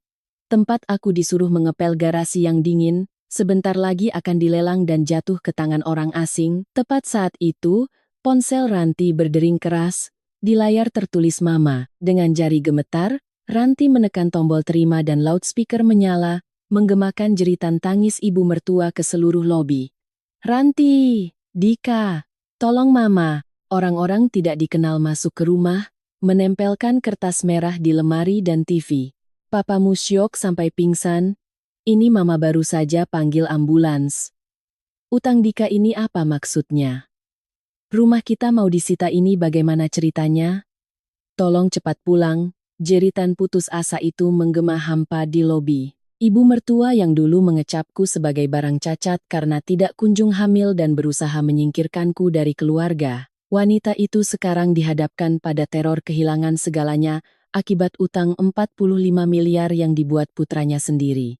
Aku mendengarkan suara tangisan itu tanpa emosi apapun. Mama, tunggu. Aku akan ke sana sekarang. Ranti menangis terisak. Masih menggenggam ponselnya. Ia menggelengkan kepala seperti orang gila, lalu menerkam kerah baju adiknya yang tersungkur di sebelahnya. Ini semua gara-gara kamu? Gara-gara kamu ditipu perempuan murahan dan sok mau ambil alih perusahaan, karierku, apartemenku, rumah papa mama. Semuanya kamu hancurkan. Gimana cara kamu mau tanggung jawab? Uang 45 miliar mana mungkin bisa kita bayar? Kuku tajam Ranti mencakar pipi Dika hingga berdarah. Namun, Dika sudah kehilangan sisa-sisa tenaga untuk melawan. Dengan mata kosong, ia menatap ke arahku. Dengan perlahan, ia mengedarkan pandangannya ke sekeliling lobi kantor yang luas dan mewah ini. Puluhan karyawan berlalu lalang dan layar display raksasa menampilkan berbagai proyek mega yang ditangani perusahaan kami. Akhirnya, dia menyadari seberapa besar skala perusahaan ini. Dunia orang sukses yang sebenarnya, yang skalanya berada di dimensi yang sama sekali, berbeda dari sekadar perusahaan cangkang tempat pembuangan sampah, dan fakta mutlak bahwa yang berdiri di puncaknya adalah mantan istrinya, wanita yang dulu ia buang, dan ia sebut parasit tak berpendidikan. Ini semua perusahaanmu. Suara serak keluar dari tenggorokan Dika. Ya, perusahaan yang kubesarkan dengan keringat dan darah, mengorbankan waktu tidurku dari balik layar demi mendukungmu selama 5 tahun ini. Sesuatu yang mati-matian kujaga sementara, engkau memamerkan mobil yang dibeli dari uang orang tuaku, dan berselingkuh dengan perempuan muda. Seketika itu juga, air mata sebesar jagung tumpah dari mata Dika. Itu adalah air mata penyesalan. Betapa besarnya kekayaan dan kasih sayang yang seharusnya bisa ia bagi bersama, malah ia buang ke selokan dengan tangannya sendiri. Rasa kehilangan yang tak tergantikan itu menghancurkannya sepenuhnya. Dika tiba-tiba merangkak dan bersujud di kakiku. Kumohon. Aku yang salah. Aku memang bodoh. Kamu kan direktur utama yang hebat. Kalau kamu, utang 45 miliar itu pasti bisa kamu bayarkan. Mari kita mulai dari awal lagi. Aku akan mendukung pekerjaanmu sekuat tenaga. Kamu pasti juga kesepian kan hidup sendirian? Permohonan yang sangat menjijikkan, egois, dan penuh dengan dorongan melindungi diri sendiri. Dia masih percaya bahwa jika dia memohon belas kasihan padaku, dia bisa menikmati kekayaan raksasa ini. Aku menatapnya dengan dingin dan melangkah mundur saat ia mencoba memeluk kakiku. Jangan salah paham, kenapa aku harus menanggung utang kalian? Kau sendiri yang menceraikanku tanpa syarat. Kau sendiri yang bilang tanpa tunjangan dan tanpa harta gono gini, kan? Artinya, kau dan aku sekarang hanyalah orang asing yang sama sekali tidak ada hubungan hukum. Wajah Dika berubah drastis karena putus asa. Kakau mau membuangku, padahal kita suami istri selama 5 tahun, yang membuang itu kau. Di pengadilan hari itu, saat kau menertawakanku, dan pergi dengan mobil baru bersama selingkuhanmu, kau sendiri yang memutuskan jaring pengaman terbesarmu. Pengacara Adnan menjatuhkan ultimatum pamungkasnya dengan suara besi. Polisi sudah mulai menyelidiki kasus penggelapan Ibu Ranti dan juga pemalsuan dokumen yang Anda lakukan, Bapak Dika. Yang tersisa bagi kalian hanyalah utang 45 miliar dan kemungkinan hukuman penjara. Kalau kalian masih bersikeras diam di gedung ini, kami akan serahkan kalian ke polisi sekarang juga atas tuduhan masuk tanpa izin dan ancaman kekerasan. Para satpam diam-diam maju dan mengepung mereka berdua. Dika dan Ranti sudah kehilangan kata-kata untuk membalas, hanya bisa tersungkur di lantai sambil terisak pelan. Dunia di mata mereka kini benar-benar kehilangan warnanya. Aku berbalik dan melangkah pergi menuju lift. Suara isak tangis mereka tersedot ke dalam udara dingin di lobi. Namun neraka dunia nyata yang akan mereka rasakan barulah benar-benar dimulai dari sini. Aku berniat menyaksikan mereka tenggelam ke dasar rawa tanpa dasar setelah kehilangan segalanya, sampai akhir. Akhir dari segalanya beberapa minggu kemudian, di dalam ruang sidang pengadilan negeri yang dikelilingi tembok abu-abu dingin, aku dan pengacara Adnan duduk dengan tenang berhadapan di meja panjang. Di seberang kami, duduk Dika yang sudah sangat kurus dengan kantung mata hitam pekat, rambutnya berantakan, jas yang ia kenakan kusut masai, namun matanya memancarkan kilau yang ganjil. Seperti yang saya ajukan dalam gugatan, perceraian itu tidak sah. Dika mencondongkan badannya, meninggikan suaranya ke arah majelis hakim. Saat itu saya berada dalam keadaan tidak waras secara mental akibat masalah utang kakak saya. Dalam keadaan tidak bisa berpikir normal, mantan istri saya memaksa saya menandatangani surat cerai. Oleh karena itu, secara hukum perceraian itu tidak sah dan kami saat ini masih berstatus sebagai suami istri. Ia mabuk oleh teori sempurna yang ia reka sendiri. Mengira aku tak bisa membantah, ia menyunggingkan senyum menjijikkan. Yang mulia hakim, dalam undang-undang perkawinan, harta bersama, gono gini, harus dibagi dua, bukan? Istri saya ini diam-diam menjalankan perusahaan IT raksasa dan menyembunyikan kekayaan besar. Sebagai suami istri, setengah dari aset perusahaannya itu adalah milik saya. Saya mohon pengadilan memerintahkan istri saya untuk menggunakan sebagian dari hartanya guna melunasi utang 45 miliar yang saya tanggung saat ini. Dika menatapku dengan wajah penuh kemenangan. Bagaimana? Tunduklah pada kecerdasanku, seolah suara itu terdengar dari raut wajahnya. Biarpun kondisinya sudah sangat menyedihkan, menggunakan hukum sebagai tameng terkuat, ia pikir ia bisa membalikkan keadaan dengan mudah, merampas aset raksasa yang kucapai dengan susah payah. Di saat itu, ia salah mengira bahwa dirinya telah menang total. Hakim menatapku dan pengacara Adnan dengan wajah bimbang. Pihak penggugat menyatakan demikian. Apakah pihak tergugat memiliki bantahan? Aku menarik napas perlahan dan membuka mulut, bukan bantahan, melainkan konfirmasi fakta. Aku memberi isyarat mata pada pengacara Adnan.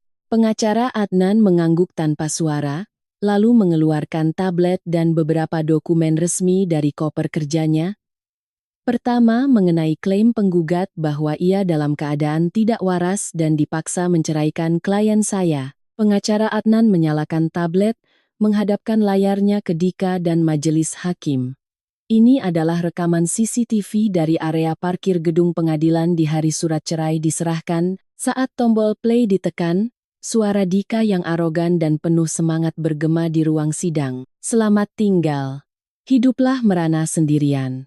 Di layar, Dika terlihat duduk di kursi pengemudi mobil baru yang mengilap, merangkul bahu selingkuhannya, Clara, sambil tertawa terbahak-bahak.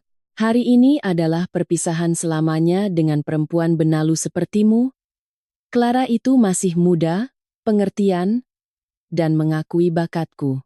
Untung saja kau mau cerai tanpa tuntutan tunjangan apapun dan tanpa harta gono gini. Begitu suara dan video yang jelas itu diputar, senyum menjijikkan di wajah Dika membeku seketika. Bagian mana dari video ini yang menunjukkan Anda dalam kondisi tidak waras? Pengacara Adnan memotong dengan suara sedingin es. Anda menaiki mobil baru bersama selingkuhan Anda, dengan niat dan sukacita yang sangat jelas menyelesaikan proses perceraian. Anda bahkan dengan tegas mengatakan sendiri tanpa harta gono gini. Klaim pemaksaan itu sama sekali tidak memiliki dasar. Bahkan para hakim menatap sinis dan memandang remeh Dika setelah melihat bukti video yang begitu vulgar. Dika berkeringat dingin, mati-matian mencari kata-kata, bukan, itu cuma gertakan saja, dan biarpun begitu, memang benar ada harta yang disembunyikan selama pernikahan kita. Karena uang itu dihasilkan saat aku masih jadi suaminya, aku punya hak untuk mendapat setengahnya. Ia masih belum bisa membuang obsesinya terhadap uang. Namun, upaya menyedihkan itu justru adalah pelatuk terakhir bagiku untuk menghancurkannya tanpa ampun. Aku menunjuk tumpukan dokumen tebal yang dijajarkan pengacara Adnan di atas meja. Dika, kamu benar-benar tidak mengerti apa-apa, ya? Suaraku yang tenang menggetarkan udara dingin ruang sidang. Perusahaan konsultan IT yang kukelola, asal-muasal dana pendiriannya, biar ku beritahu padamu. Pak Wijaya, ini salinan buku tabungan dan akta pendirian perusahaan. Pengacara Wijaya menyodorkan dokumen yang dengan jelas menunjukkan aliran modal awal saat perusahaan didirikan. Mata Dika terbelalak tak percaya. Dana pendirian perusahaan itu adalah dari asuransi jiwa yang ditinggalkan oleh mendiang kedua orang tuaku. Uang peninggalan orang tuaku, orang tua yang selalu dia hina sebagai sampah yang penuh utang demi menjatuhkan harga diriku. Aku menatapnya lurus-lurus dan mengucapkan setiap kata dengan sangat jelas. Menurut Undang-Undang Perkawinan Indonesia Nomor 1 Tahun 1974, Pasal 35 Ayat 2, coba engkau perhatikan baik-baik, harta bawaan dari masing-masing suami dan istri dan harta benda yang diperoleh masing-masing sebagai hadiah atau warisan adalah di bawah penguasaan masing-masing sepanjang para pihak tidak menentukan lain. Artinya, perusahaan yang didirikan dari uang warisan orang tuaku ini dan semua keuntungan yang dihasilkannya, secara hukum adalah mutlak harta bawaan milikku pribadi, terdengar pekikan pendek hik dari tenggorokan Dika. Tak peduli sekeras apapun kau berteriak menuntut pembatalan cerai atau mengklaim harta gono gini, semuanya sia-sia. Kau sama sekali tidak punya hak hukum untuk mengambil sepeser pun aset perusahaanku. Sebaliknya, justru karena dulu kau percaya bahwa aku parasit yang tak berguna dan tidak pernah mau mencari tahu masa laluku, harta warisan ini terus terlindungi dari jangkauanmu, bukti objektif dan dinding hukum yang mutlak. Warisan dari orang tua yang dia remehkan dan pandang sebelah mata, justru yang menciptakan perusahaan raksasa bernilai puluhan miliar rupiah ini dan menjadi tameng terkuat yang memantulkan tangan serakah Dika. Semua darah di wajah Dika menghilang, menjadi pucat pasi. Serangan balik palsu yang ia hayalkan telah dihancurkan berkeping-keping oleh kata-kata kotornya sendiri di masa lalu. Dika memegangi kepalanya dengan kedua tangan gemetar. Seluruh tubuhnya mulai kejang dan bergetar hebat. Tidak ada lagi alasan atau celah hukum yang bisa ia jadikan sandaran. Pengacara Adnan melayangkan pukulan terakhir tanpa ampun, gugatan pembatalan perceraian Anda hanyalah taktik menunda yang tidak berdasar dan berarti Anda kalah telak, dan Bapak Dika, saat ini ada masalah yang jauh lebih berat mengintai Anda. Pengacara Adnan mengecek layar ponselnya dan berbicara dingin. Baru saja kakak Anda, Ranti, ditangkap polisi atas dugaan penggelapan dalam jabatan. Pada saat yang sama, polisi juga telah mengeluarkan surat perintah penangkapan untuk Anda atas kasus manipulasi tanda tangan dan pemalsuan akta pemindahan hak atas saham klien saya. Tatapan Dika melayang ke udara kosong. Setelah sidang ini selesai, Anda akan keluar dari pengadilan ini. Tapi di pintu masuk utama, penyidik kepolisian sudah bersiap menjemput Anda. Utang 45 miliar tidak akan hilang dengan status pilot, dan Anda akan terus menghadapi keputusasaan itu dari balik jeruji besi. Mendengar kata-kata itu, Dika roboh dari kursi plastiknya. Suara gedebuk terdengar di ruang sidang, ia tersungkur ke lantai, meremas rambutnya sendiri, dan mulai berteriak melolong tanpa kata. Kekalahan yang sempurna, istana keangkuhan yang ia bangun demi harga dirinya kini benar-benar runtuh bersama suara gemuruh. Pintu berat ruang sidang terbuka dengan suara nyaring. Diseret tanpa tenaga layaknya cangkang kosong yang ditinggalkan jiwanya, Dika berjalan gontai. Sementara petugas pengadilan menatapnya dengan pandangan dingin dari belakang. Begitu melewati pintu otomatis di pintu masuk utama, hujan musim hujan yang dingin membasahi tubuh di luar. Rintik hujan yang tak terhitung jumlahnya jatuh dari langit kelabu, membasahi jas Dika yang kotor dan kusut tanpa ampun. Di tengah hujan itu, beberapa pria bertubuh tegap, membawa payung hitam telah menunggunya. Mereka diam-diam mengepung Dika. Bapak Dika, benar? Ada surat perintah penangkapan atas dugaan pemalsuan dokumen dan penggunaannya. Detektif yang berdiri paling depan, menyodorkan surat penangkapan ke depan wajah Dika. Lalu, ia menarik kasar lengan Dika dan memasangkan borgol logam dingin di kedua pergelangan tangannya. Suara klik logam yang berat dan dingin bercampur dengan suara hujan bergema di sekitarnya. Itu adalah suara determinan di mana hukum yang selama ini ia remehkan akhirnya sepenuhnya mengikat kebebasannya. Tidak, bohong, aku tidak salah. Dika menatap langit dengan mata kosong, tak punya tenaga melawan, hanya menunduk lemas. Kenapa aku? Aku cuma mau membalasnya. Dari belakangnya, aku dan pengacara Adnan berjalan keluar dengan tenang. Kepada Dika yang diborgol dan menggigil, pengacara Adnan memberitahukan dengan suara layaknya besi, ngomong-ngomong, 1 jam yang lalu, kakak Anda, Ranti, juga telah ditahan polisi atas dugaan penggelapan dalam jabatan. Rumah yang ditinggali orang tua Anda juga pagi ini telah selesai dikosongkan paksa oleh juru sita pengadilan. Kudengar orang tua Anda yang hanya dengan baju di badan sekarang ditampung di panti sosial milik dinas sosial. Kata-kata itu memberikan serangan mematikan terakhir di hati Dika. Hancurnya sebuah keluarga secara total. Bencana besar yang tak bisa dibalikan lagi yang ditimbulkan oleh keserakahan dan gengsi mereka sendiri. Lutut Dika lemas, dan ia tersungkur jatuh di atas aspal dingin yang terciprat genangan air kotor. Saat itulah, Pak Budi dari HRD yang menjemputku berlari menghampiriku. Ibu Direktur, kerja bagus. Di sini dingin, silakan lewat sini. Pak Budi melebarkan payung besar, menaungiku agar tak setetes pun hujan membasahiku. Lalu, ia menyelimutkan mantel wol kasmir kelas atas yang hangat dengan lembut ke bahuku. Di bawah tangga lobi, sebuah mobil mewah hitam yang mengilap telah menunggu. Saat sopir membukakan pintu belakang dengan tenang, cahaya lembut dari interior yang hangat menyeruak keluar. Itu adalah simbol kepercayaan pasti dan tempat yang hangat yang telah kubangun bersama para karyawanku. Dika, diborgol dan menggigil ditampar hujan di tengah genangan lumpur. Aku, terbalut mantel hangat melangkah dilindungi oleh rekan-rekan yang sangat menghormatiku. Pemandangan kontras di masa lalu, saat lebaran di rumahnya di mana mereka menyantap gulai kambing dan sate marangi di ruang tamu, sementara aku disuruh mengepel garasi sendirian. Kesenjangan tak masuk akal yang kejam itu, kini telah terbalik selamanya. Dika mengangkat wajahnya yang kusut masai karena air hujan dan air mata, menatapku. Di matanya, sosokku bukan lagi parasit tak berpendidikan, melainkan sosok seorang pemimpin sejati, memiliki kecerdasan dan martabat luar biasa, dicintai dan dilindungi oleh banyak orang.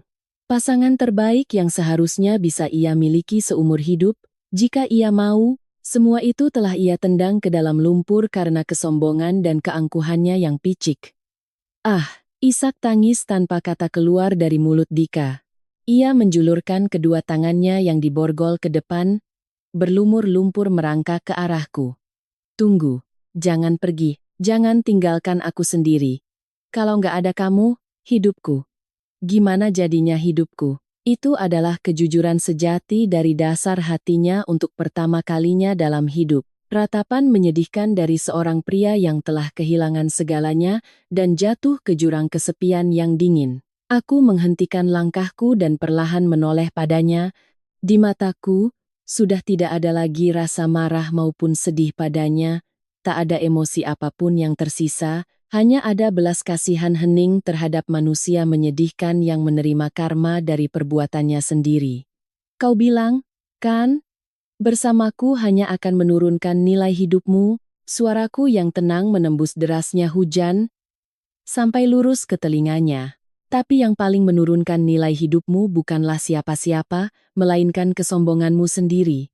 Menghina orang tuaku, menilai orang hanya dari gelarnya, dan terus lari dari ketidakmampuanmu sendiri, hasilnya adalah dirimu yang merangkak di atas lumpur sekarang ini. Aku melangkah selangkah mendekatinya, memberikan peringatan terakhir. Selamat tinggal, Dika, seperti yang kau inginkan, aku akan menjalani hidupku dengan indah. Kau habiskanlah sisa hidupmu di balik jeruji besi yang dingin, merenungi dosamu dan utang 45 miliarmu. Aku memalingkan badan, lalu masuk ke dalam mobil mewah hitam yang menungguku. Pak Budi diam-diam menutup pintunya. Kaca anti peluru yang tebal sepenuhnya menghalangi suara hujan dari luar dan jeritan jelek Dika. Di dalam mobil penghangat ruangan yang nyaman menyala, tercium aroma wangi yang lembut, seakan menutupi cuaca neraka yang dingin di luar. Kehangatan itu mendekapku. Melihat keluar dari kaca jendela, Dika diapit oleh petugas kepolisian, menjerit seperti orang gila di atas kubangan lumpur. Maafkan aku. Aku memang bodoh. Tolong maafkan aku, tolong aku sekali ini saja. Ratapan penyesalannya yang berdarah itu takkan pernah lagi mencapai hati siapapun. Didorong masuk ke kursi belakang mobil polisi, ia menghilang di balik tirai hujan dingin. Terpisah, keluarga hancur, seluruh harta dirampas, dikhianati selingkuhannya, dan hanya disisakan utang yang tak masuk akal besarnya. Semua yang ingin ia rampas dariku, justru berubah menjadi api neraka yang membakar dirinya sendiri hingga tak tersisa. Mobil yang kutumpangi perlahan melaju. Mobil polisi melaju ke arah yang berlawanan. Aku merebahkan punggungku dalam-dalam ke kursi penumpang. Menghela napas panjang dan pelan.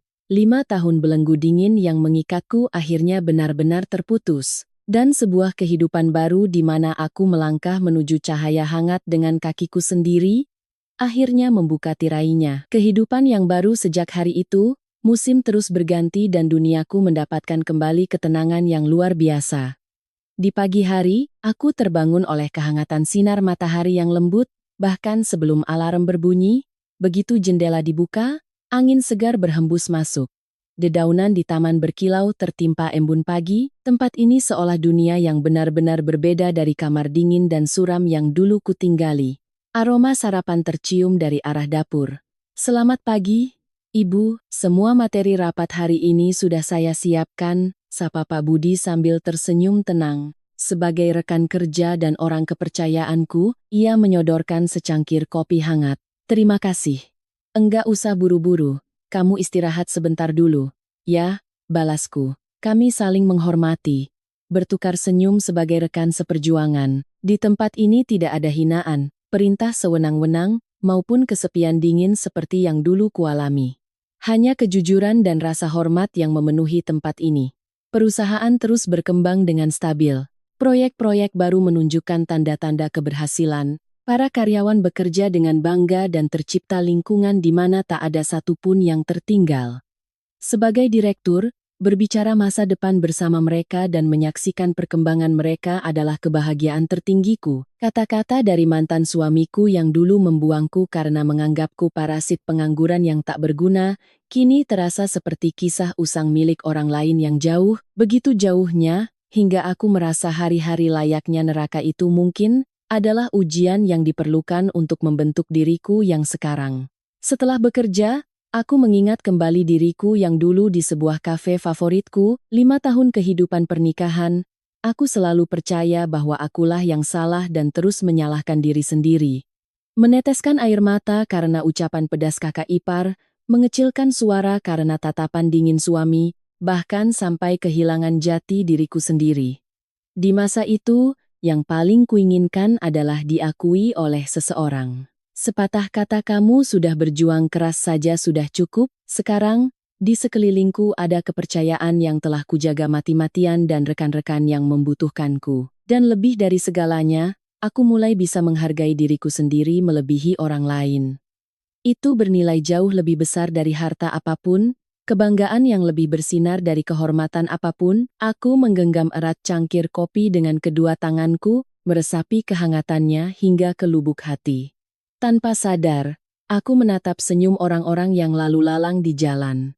Berbeda dengan tempat di mana aku dulu diusir di tengah hujan dingin, di sini ada hubungan antar manusia yang hangat dan bentuk kebahagiaan yang nyata. Harga diriku yang dulu dikoyak oleh pisau hinaan kini telah kujahit kembali dengan tanganku sendiri, menjadikannya lebih kuat dan lebih fleksibel dari sebelumnya. Kini, tidak ada lagi yang bisa melukaiku, dan aku pun tidak akan melukai siapapun. Aku bisa mencintai hidupku sendiri dengan bebas. Dalam perjalanan pulang, tanpa sengaja aku melewati jalan taman yang pernah kulewati dulu. Waktu itu, aku selalu berjalan selangkah di belakang Dika, memperhatikan suasana hatinya, dan menutup mulutku. Namun, sekarang aku membusungkan dada, berjalan dengan tegak menatap ke depan. Angin membelai pipiku dengan lembut, lampu-lampu kota menerangiku dengan hangat. Hati yang tadinya membeku kini menjadi sangat hangat. Sesampainya di rumah, aku menyalakan aromaterapi kesukaanku, menghabiskan waktu dengan santai. Bintang-bintang bersinar tenang di langit malam. Rasanya, penderitaan masa lalulah yang membuat kebahagiaanku saat ini terasa lebih dalam. Aku merebahkan diri dalam-dalam ke sofa, menatap rembulan di luar jendela, dan berbisik pelan, semuanya sudah baik-baik saja. Aku bisa membahagiakan diriku sendiri. Itu adalah janji untuk diriku sendiri dan sumpah untuk kehidupanku ke depan. Masa lalu hanyalah latar belakang kelam yang menonjolkan kehangatanku saat ini. Aku tak perlu lagi menoleh ke belakang. Di dalam cahaya yang kubuka dengan kemampuanku sendiri ini, aku akan terus hidup sebagai diriku sendiri dengan indah. Di penghujung cerita yang menyambut akhirnya ini, terbentang masa depan penuh harapan yang tak terbatas. Kehidupanku bukanlah milik siapapun, melainkan milikku sendiri. Diselimuti udara malam yang tenang, aku memejamkan mata dalam kedamaian dari lubuk hati. Inilah akhir terbaik yang kupilih dan langkah pertama dari kehidupanku yang sesungguhnya. Terima kasih telah membaca hingga akhir. Kisah kali ini bercerita tentang seorang wanita yang tepat pada hari ia diceraikan direndahkan sebagai parasit oleh mantan suaminya. Namun dengan identitas aslinya dan kekuatan yang telah ia kumpulkan, ia berhasil merebut kembali hidupnya yang nyaris dirampas. Namun, sejujurnya yang dikisahkan di sini bukanlah sekadar pembalikan nasib, bukan pula kisah balas dendam memuaskan di mana orang jahat jatuh ke neraka. Hal yang paling saya rasakan dari kisah ini adalah ketika seseorang berhenti membiarkan orang lain menentukan harga dirinya, disitulah ia untuk pertama kalinya merebut kembali jati dirinya. Sang tokoh utama, dalam 5 tahun pernikahannya, berkali-kali ditolak nilai dirinya. Karena dia perempuan, maka dianggap tak berguna. Karena dipelihara suami, dianggap parasit. Karena yatim piatu, dianggap kasta rendahan. Karena tak bisa punya anak, dianggap barang cacat. Di acara kumpul keluarga, ia dibiarkan berdiri di dapur sendirian, diperlakukan layaknya pembantu. Namun, sebenarnya dialah yang membangun perusahaan, menjaga aset, menopang kehidupan suaminya, dan menjadi fondasi bagi seluruh keluarga itu. Meskipun begitu, ia tidak pernah memamerkan kekuatannya agar tak melukai harga diri suaminya, agar keluarganya tidak hancur. Ia berdoa agar suaminya yang dulu lembut bisa kembali, merendahkan dirinya, dan terus bersabar meski dilukai berkali-kali. Namun mantan suami dan keluarganya salah mengartikan kebaikannya sebagai kelemahan. Dia diam berarti dia bodoh, dia tak membalas berarti dia tak punya nilai. Dia menahannya berarti kita bisa terus memanfaatkannya. Namun, orang yang pendiam, Ketika ia telah membuat keputusan, ia tidak akan pernah kembali. Ia menandatangani akta cerai bukan karena putus asa, melainkan karena ia memutuskan untuk tak lagi membuang hidupnya demi orang-orang yang menginjak-injaknya. Saat ia ditertawakan oleh mantan suaminya di parkiran pengadilan, ia tidak membalas. Mengapa? Karena ia sudah tak perlu lagi meyakinkan orang itu. Seseorang yang hatinya telah pergi terkadang tak lagi berteriak marah, tak lagi berusaha minta dipahami, tak lagi berusaha membuktikan siapa yang benar. Ia hanya turun dengan diam-diam dari panggung kehidupan orang yang melukainya. Dan sang mantan suami serta kakak iparnya terus salah paham dengan kebisuan itu sampai akhir. Kita menang. Kita usir wanita pengganggu itu. Perusahaan dan hartanya sudah kita rebut. Mulai sekarang, kita bisa hidup sesuka kita. Dengan percaya diri, mereka sendiri yang menandatangani dokumen kehancurannya. Perusahaan yang mereka pikir mereka dapatkan bukanlah harta penghasil uang. Itu hanyalah cangkang berisi utang raksasa, mereka tak pernah memeriksa isinya, dan hanya percaya itu bernilai karena itu dirampas dari mantan istri. Terdapat pelajaran berharga dalam cerita ini. Orang yang memandang rendah orang lain takkan bisa melihat nilai sebenarnya dari suatu hal. Apa yang telah dibangun orang tersebut? Kenapa ia diam? Seberapa besar ia telah mendukungnya selama ini? Mereka tak berusaha mengetahuinya, hanya menilai dari jabatan atau penampilan luar semata. Karenanya, sang mantan suami membuang istri yang benar-benar berharga dan memilih penipu yang mendekatinya dengan kebohongan, tak bisa melihat perusahaan mana yang benar-benar harus dipertahankan dan malah merebut kotak yang hanya berisi utang. Dan orang yang benar-benar menopangnya, ia sebut parasit, padahal dirinyalah yang bergantung pada wanita itu. Fakta yang baru ia sadari setelah kehilangan segalanya, selingkuhannya. Clara pun tak pernah mencintai Dika. Bukan kepribadiannya, bukan usahanya. Ia hanya melihat posisi dan uang yang bisa didapat. Karena itulah, ketika harta berubah jadi utang, ia dengan mudah membuang Dika. Hubungan yang terikat hanya oleh uang akan hancur seketika uang itu hilang, tidak ada kesiapan untuk menerima kelemahan, tak ada kasih sayang untuk mendukung saat sulit. Keluarga Dika pun sama. Mereka tak memperlakukan sang istri sebagai keluarga, melainkan sebagai tenaga kerja gratisan. Saat mereka makan enak di ruangan hangat, ia disuruh mengepel garasi yang dingin. Saat membagi sesuatu, mereka perlakukan dia seperti orang luar. Tapi saat butuh tenaga, mereka sebut dia keluarga. Hubungan seperti itu dari awal bukanlah keluarga. Itu hanyalah ilusi yang berdiri di atas pengorbanan satu orang. Jadi, ketika wanita itu pergi, keluarga itu hancur seketika. Bukan karena penyangganya hilang, tapi karena kelemahan dan keburukan mereka sendiri yang selama ini disembunyikan akhirnya terbongkar. Hal yang paling membekas dari kisah ini adalah apa yang akhirnya diraih oleh sang tokoh utama. Bukan perusahaan, bukan rumah mewah, bukan mobil mewah, melainkan rekan yang menghormatinya, hubungan di mana ia bisa berbicara setara, dan kebebasan untuk tak perlu lagi menjaga perasaan siapapun, serta hati yang menyadari, aku bisa membahagiakan diriku sendiri. Tak peduli seberapa besar hartamu, jika engkau tak bisa menghargai dirimu sendiri, mungkin kau takkan pernah bisa bahagia. Sebaliknya, sebesar apapun luka di masa lalu, jika kau bisa kembali mengakui nilai dirimu, hidup selalu bisa dimulai kembali. Kemenangan sejatinya bukanlah fakta bahwa mantan suaminya dipenjara atau Ranti kehilangan segalanya, tapi bahwa kata-kata mereka tak lagi bisa mengendalikan hatinya, bahwa ia tahu ia berharga meski tak diakui orang lain, dan bahwa ia kini bisa memilih harapan untuk masa depan, alih-alih kemarahan atas masa lalu. Pembalasan dendam yang sebenarnya mungkin bukanlah tentang membuat orang lain menderita, melainkan membuat sosok yang melukaimu tak lagi menjadi pusat kehidupanmu, mengembalikan rutinitas harian di mana engkau bisa tersenyum tenang bahkan tanpa mengingat mereka. Itu adalah sebuah akhir yang paling damai dan indah. Bagaimana pendapat Anda tentang cerita ini? Jika Anda berada dalam posisi sang tokoh utama, Diremehkan sebagai parasit tak berharga selama bertahun-tahun, mampukah Anda menahan diri dan menyembunyikan kekuatan sejati Anda? Pernahkah Anda salah mengartikan kebaikan dan diamnya seseorang sebagai kelemahan?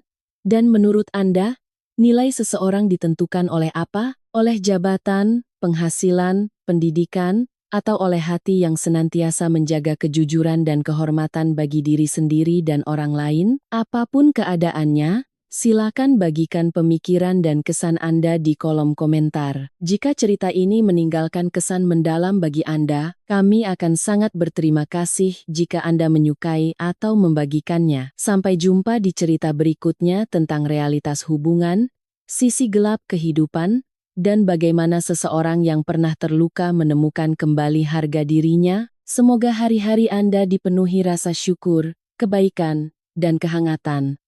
Terima kasih.